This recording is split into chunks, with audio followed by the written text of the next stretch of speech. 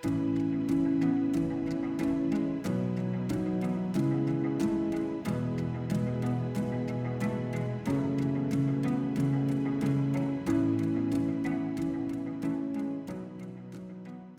I'm Syed Atif Rizwan, Director of the Catholic Muslim Studies Program and Associate Professor of Islamic and Intro to Studies at Catholic Theological Union. Under the section titled Reviving Dialogue, Pope Leo writes that at the political level, there's an urgent need to shift from the culture of power to a genuine culture of negotiation. When we look around both domestically and internationally, the culture of power is manifesting itself through harm and violence. Indeed, Pope Leo's critique of artificial intelligence considers the different ways in which power manifests itself in the digitized world. We have witnessed AI being used to murder innocent people across the world and help detain people here in the US. That AI can be so harmful in these ways is likely one reason Pope Leo urges a culture of negotiation, one that is premised on dialogue.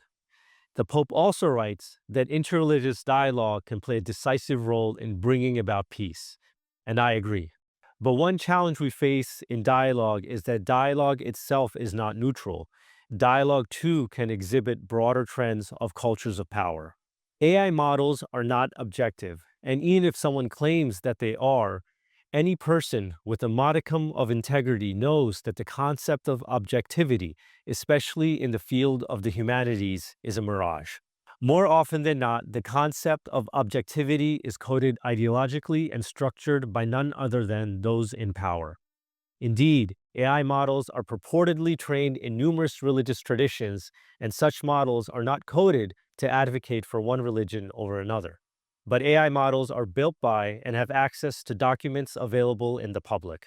If public documents are biased negatively towards a particular religious tradition, if the programmers of AI models have their own biases, and if AI models are designed to mirror their users so the AI has a repeat customer who have their own biases, then you can imagine the aggregation of biased information that an AI can generate that a user may presume to be neutral. When it comes to religious and theological studies, or when it comes to generating knowledge about religious traditions for interreligious dialogue, AI can be problematic because of its biases and its pursuit of maintaining the attention of a user by reasserting a user's biases.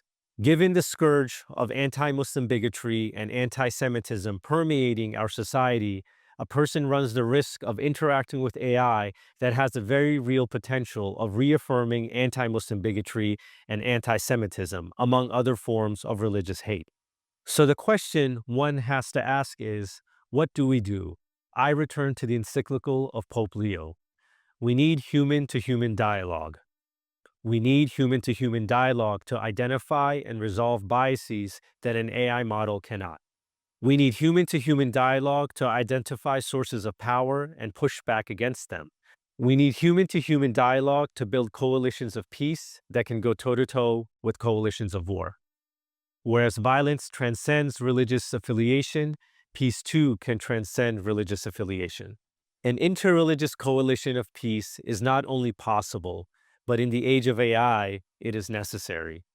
The creation and longevity of an interreligious coalition of peace cannot be established on the basis of AI. Peace must be based on mutual understanding through dialogue to push against those who occupy the halls of power.